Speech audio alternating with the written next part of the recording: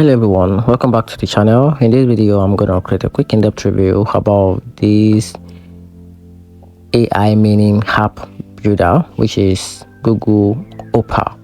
So let's dive into it. Google Opal is Google's new experiment no-code tools that let everyone build AI-powered mini app just by describing them in plain English.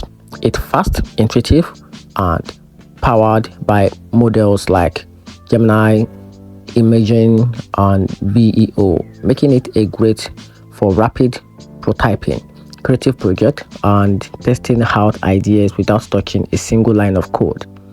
The drag and drop workflow builder, instantly sharing, and remixable demo app are big pros, especially for beginners and educators. On the downside, Opal is still in early beta with heavy restriction. App can't be exported, there's no back-end or external integration, and everything stays locked inside Google system. It's only available in the United for now, it's only available in the United States for now, and the app aren't stable enough for real-world or enterprise users.